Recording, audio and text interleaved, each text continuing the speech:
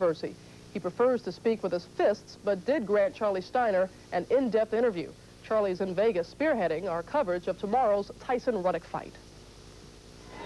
Thank you, Robin, and good morning. Welcome back to the Mirage here in Las Vegas, where tomorrow night, Donovan Razor Ruddock and mighty Mike Tyson will have at it in what effectively amounts to a heavyweight elimination bout. The winner of tomorrow night's fight is expected to fight the winner of the George Foreman Evander Holyfield fight.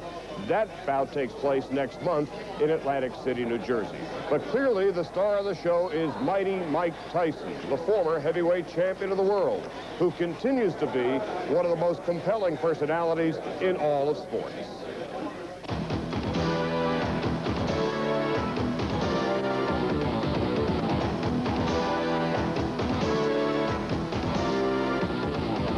My best way of psychological intimidation is by a physical force.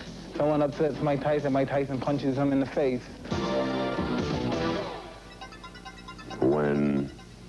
When you say those things with the violence behind them, I mean, that sense of intimidation, do you do that by design? I mean, clearly, there's no question, Mike, the guys come into the ring and they are scared to death. You only scare people from hitting them. You don't scare them from just looking at them and marking them down and tracking them in the ring. You have to hit them.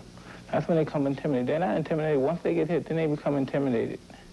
What did you think about Ray? It's the end of the line, the career he had, and what thoughts did you have about?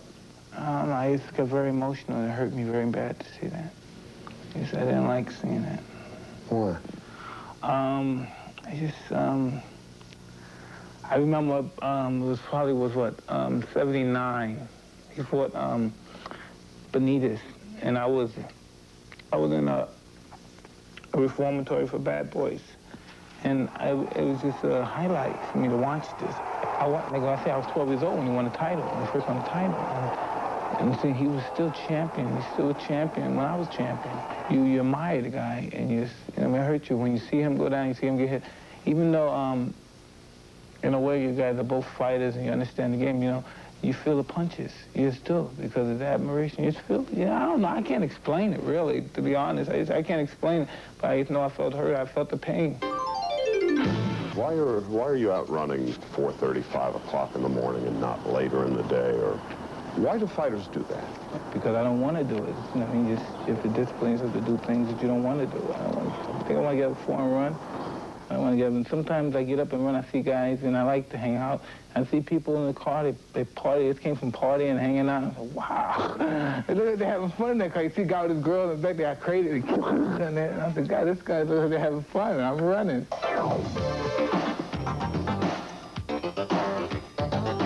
I told my friends, I'll be right out there.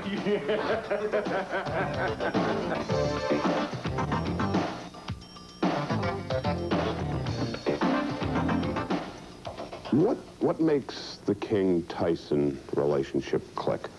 I was in a bad situation in which he helped out, and I felt indebted to him. And then we got to know each other, and we were very good friends. So it's more than just a business relationship? Absolutely. Basically, he's just like anyone else. He's a father, he has children, he loves his grandkids, and he's happy. And he's happy his life's very successful, and he's done a lot for me financially, and helped me enhance a great deal of money, which isn't a big issue, but it's helpful when you're living in this country. I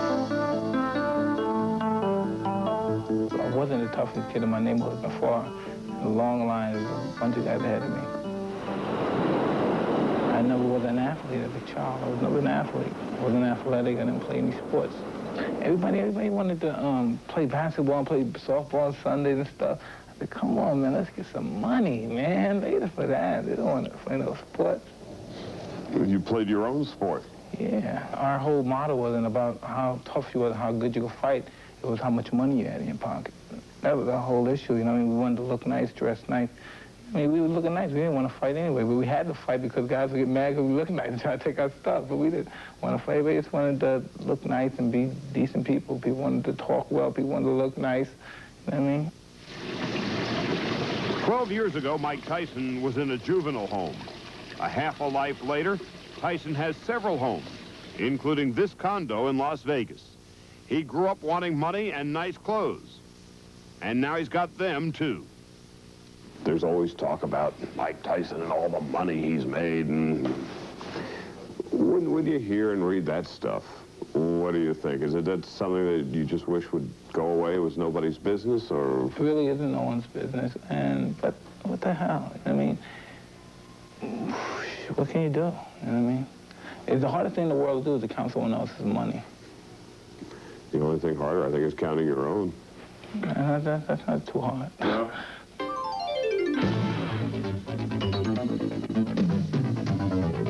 You can never think, because once you think, you lose time. Now, what was the story behind the Rolls-Royce Corniche and the fact that you didn't like your Ferrari? Tell me the story. I mean, that's one of those stories you read in the papers and say, wow. That's blown out of proportion. This is what happened. Okay. I was riding a car which was a stick. It was a Ferrari, and it was a stick.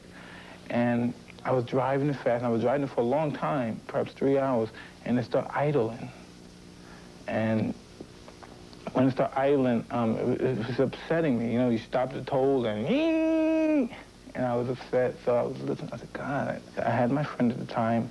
She called, I said, call this place and ask them what kind of car they have. And they were telling me what kind of car. And they said, this is how, she goes, how's the car? How much it cost? All right, what? $200,000? It cost $200,000, it's a blue and white rose. I said, well, he got to come out with a better deal, because I'm hungry as well. And I'm going there and I said, well, it got to be a better deal. Not thinking that, I'm really not negotiating. I'm just thinking spontaneously. We got to do a better deal. Then I got the price down to what I wanted. Then I went and I bought the car, and then I took the Ferrari, left the house, and then I went home. Yeah, I'm glad you told the story, because, you know, it's one of those that we'd read in the papers and never really got a sense of. Because if you it's from reading it, you think, oh, this guy's an idiot. What, he dropped a car? You leave this car here, and all right, I take this car. Wow, like some dumb psychotic kid. Wow, with cash. Yeah, like Richie Rich. Wow, look at this. Word association. Buster Douglas. I don't know what to say about him. I don't know much about him. He fought a good fight one night. Donovan Razor Ruddock. Then for a bad night, March 18th. Evander Holyfield. Good fighter. Bill Caton. Bad experience ever being involved with him. Evil, wicked, but very smart. Mike Tyson. Yeah. He's a hell of a fighter. We haven't seen the best of him yet.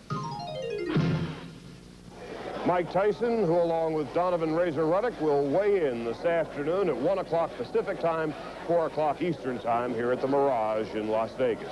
And when we come back, you'll get a chance to meet Donovan Razor Ruddock along with ESPN boxing analyst Al Bernstein as we continue our pre-fight coverage from the Mirage in Las Vegas. Donovan Razor Ruddock, the transplanted Jamaican who moved up to Toronto, Canada at the age of 10, became a boxer at the age of 15, is in for the fight of his life against mighty Mike Tyson.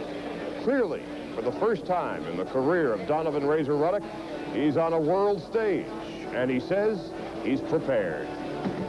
March 18th, Mike Tyson, Razor Ruddock dies.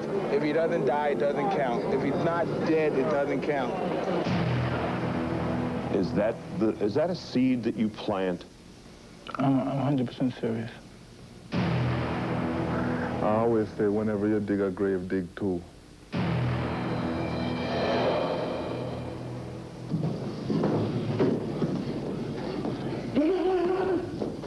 Donovan Razor Ruddock can hit with devastating power and efficiency with either hand. And like all of Mike Tyson's previous opponents, Ruddock professes to have no fear. But more often than not, the angry demeanor come fight night of Mike Tyson generally changes all that, and in a hurry.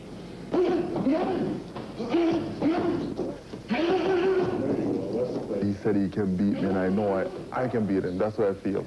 Oh, I'm going to kill Razor Ruddock. I mean, he never said that about another opponent, but he's saying about me. I think that's only a scared man talking, because if you're going to do something, just don't say it. Just come and do it.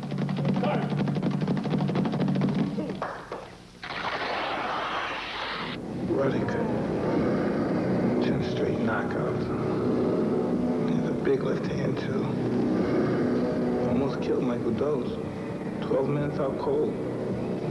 Which means Razor Ruddock isn't just any opponent. Let's talk about the Dokes fight. Well, I'm saying this, and I hope Mike Tyson hear it.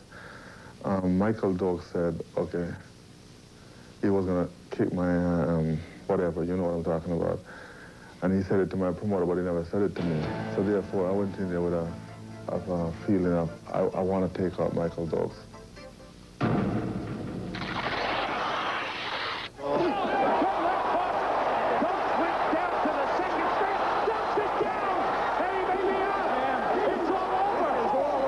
I never once said to Michael Dokes, I'm going to hurt you.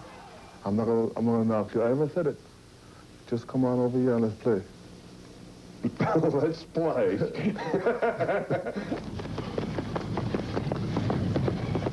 Unlike Tyson, the Jamaican-born Ruddock is a natural athlete. In fact, tennis was his first love. His boxing career was almost an afterthought. It began to flourish 9 years ago when he enlisted in the Canadian Armed Forces. But it really all began in high school, and it wasn't even his idea. And one day I was in school, and this boy out of the blue, he just said to me one day, Donovan, why don't you go do boxing? You'd kill everybody. And he didn't even look at me. Up to now, he didn't look at me. And 10 years ago, and I just walked into the gym that same day. This isn't the first time Ruddock and Tyson were supposed to meet. Back in November of 1989, they were all set to get it on in Edmonton. But Tyson canceled out, claiming he had a respiratory illness, which not very many people in the boxing fraternity believed. Ruddock got caught holding the bag. Tyson would eventually get caught by one James Buster Douglas. Sooner or later, we had to come together, no matter where it would be. Probably we were walking down the street and we see Mike Tyson, me and him alone, and we clash. You know, it just had to happen. So you and Mike are going to have a party, you said?